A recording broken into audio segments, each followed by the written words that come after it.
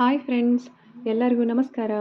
ಇವತ್ತು ತುಂಬ ಸಿಂಪಲ್ಲಾಗಿ ಹಾಗೆ ಬೇಗನೆ ಮಾಡುವಂಥ ಸ್ವೀಟ್ ರೆಸಿಪಿನ ಮಾಡೋದು ಹೇಗೆ ಅಂತ ನೋಡೋಣ ಬನ್ನಿ.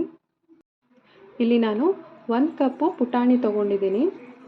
ಇದನ್ನು ನಾವು ಮಿಕ್ಸಿ ಜಾರಲ್ಲಿ ಹಾಕ್ಕೊಂಡು ಪುಡಿ ಮಾಡ್ಕೋಬೇಕು. ಇವಾಗ ಒಂದು ಮಿಕ್ಸಿ ಜಾರಲ್ಲಿ 1 ಕಪ್ಪು ಪುಟಾಣಿನ ಹಾಕ್ಕೊತಾ ಇದ್ದೀನಿ. ಇದನ್ನು ಹುರುಗಡ್ಲೆ ಅಂತಲೂ ಕರೀತಾರೆ. ಅದೇ ಮೆಷರ್ಮೆಂಟಲ್ಲಿ 1 ಕಪ್ಪು ಸಕ್ಕರೆನೂ ಹಾಕ್ಕೊತಾ ಇದ್ದೀನಿ.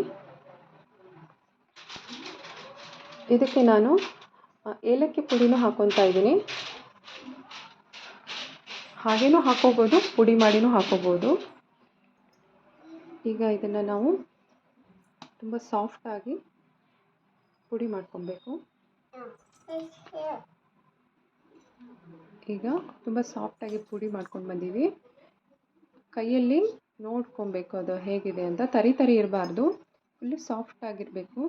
ಈಗ ಸ್ಟವ್ ಆನ್ ಮಾಡಿ ಒಂದು ಪಾತ್ರೆಯಲ್ಲಿ ನಾವು ಯಾವ ಮೆಷರ್ಮೆಂಟಲ್ಲಿ ಪುಟಾಣಿನ ತೊಗೊಂಡಿದ್ದೀವೋ ಅದೇ ಕಪ್ಪಲ್ಲಿ ಅರ್ಧ ಕಪ್ ಆಗೋಷ್ಟು ತುಪ್ಪನ ಹಾಕ್ಕೋಬೇಕು. ಇದಕ್ಕಿಂತ ಜಾಸ್ತಿ ಹಾಕ್ಕೊಬೇಡಿ, ಸಾಕಾಗುತ್ತೆ ಅಷ್ಟೇ. ತುಪ್ಪನ ಜಾಸ್ತಿ ಕಾಯಿಸಬಾರ್ದು, ಕಡಿಮೆ ಉರಿಯಲ್ಲಿ ಜಸ್ಟ್ ತುಪ್ಪ ಕರಗಬೇಕು ಅಷ್ಟೇ. ಅಷ್ಟಕ್ಕಾದರೆ ಸಾಕು. ಇವಾಗ ನಾವು ಸ್ಟವ್ ಆಫ್ ಮಾಡಿ ಈ ಮಿಶ್ರಣನ ನಾವು ಇದಕ್ಕೆ ಹಾಕೊಳ್ಳೋಣ. ಇದನ್ನು ನೀಟಾಗಿ ನಾವು ಕಲಿಸ್ಕೋಬೇಕು. ಇದು ಸ್ವಲ್ಪ ಲೈಟಾಗಿ ಬಿಸಿಯಾಗಿರೋದ್ರಿಂದ ಮೆಲ್ಟ್ ಆಗುತ್ತೆ. ಇದು ಚೆನ್ನಾಗಿ ಇದನ್ನು ಕಲಿಸ್ಕೋಬೇಕು.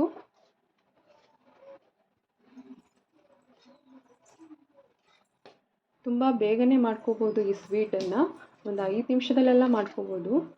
ಇವಾಗ ಇದು ನೀಟಾಗಿ ಮಿಕ್ಸ್ ಆಗಿದೆ.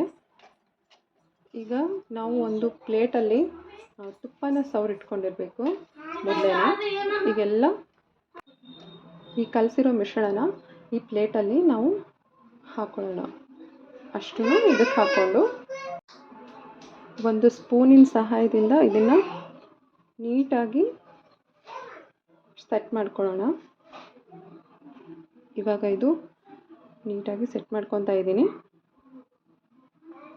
ಇದನ್ನು ನಾನು ಫ್ರೀಝರಲ್ಲಿ ಇಡ್ತಾ ಇದ್ದೀನಿ. ಫ್ರಿಜ್ಜಲ್ಲಿ ಮೇಲ್ಗಡೆ ಇರುತ್ತಲ್ವ ಫ್ರೀಝರ್, ಅದರಲ್ಲಿ ಇಡಬೇಕು. ಫ್ರಿಜ್ ಇರಲಿಲ್ಲ ಅಂತಂದರೆ ಹೊರಗಡೆ 1 ಅವರ್ ಕೂಡ ಇಡ್ಬೋದು. ಇವಾಗ ನಾನು ಫ್ರೀಝರಲ್ಲಿ ಇಡ್ತೀನಿ. ಇದಾಗಿದೆ. ಇವಾಗ ಫ್ರೀಝರಲ್ಲಿ ಇಡೋದ್ರಿಂದ ಬೇಗ ಆಗುತ್ತೆ ಅಂತ, ಕಟ್ ಮಾಡೋಕ್ಕೆ ಈಸಿ ಆಗುತ್ತೆ ಅಂತ. ಈಗ ನೀವು ಯಾವ ಶೇಪಲ್ಲಿ ಬೇಕೋ ಆ ಶೇಪಲ್ಲಿ ಕಟ್ ಮಾಡ್ಕೋಬೋದು. ನಾನು ಸ್ಕ್ವೇರ್ ಶೇಪಲ್ಲಿ ಕಟ್ ಮಾಡ್ತಾ ಇದ್ದೀನಿ. ತುಂಬ ಚೆನ್ನಾಗಿ ಬರುತ್ತೆ ಇದು. ಸೊ ಈ ಸ್ವೀಟ್ ಅಂತೂ ಬಾಯಲ್ಲಿಟ್ಟರೆ ಕರಗುತ್ತೆ, ಅಷ್ಟು ಚೆನ್ನಾಗಿ ಬರುತ್ತೆ ಇದು. ನಾನು ಸ್ಕ್ವೇರಲ್ಲಿ ಕಟ್ ಮಾಡ್ತಾ ಇದ್ದೀನಿ. ನಿಮಗೆ ಯಾವ ಶೇಪ್ ಇಷ್ಟ ಅದರಲ್ಲಿ ಕಟ್ ಮಾಡಿ. ಸೊ ಇವಾಗ ನಾನು ಒಂದು ತೋರಿಸ್ತೀನಿ ಕೂಡ. ನೋಡಿ ಎಷ್ಟು ಸಾಫ್ಟಾಗಿ ಬಂದಿದೆ ಅಂದರೆ ಬಾಯಲ್ಲಿಟ್ಟರೆ ಕರಗುತ್ತೆ, ಅಷ್ಟು ಚೆನ್ನಾಗಿ ಬಂದಿದೆ ಇದು. ಈ ಸ್ವೀಟ್ ರೆಸಿಪಿ ನಿಮಗೆ ಇಷ್ಟ ಆಗಿದ್ದಲ್ಲಿ ನನ್ನ ಚಾನಲನ್ನು ಸಬ್ಸ್ಕ್ರೈಬ್ ಮಾಡೋದನ್ನು ಮಾತ್ರ ಮರಿಬೇಡಿ. ಹಾಗೆ ಲೈಕ್ ಮಾಡಿ, ಶೇರ್ ಮಾಡಿ. ಹೇಗೆ ಬಂತು ಅಂತ ನೀವು ಕೂಡ ಮನೇಲಿ ಮಾಡಿ ಕಾಮೆಂಟ್ ಮಾಡಿ ತಿಳಿಸಿ. Thank you.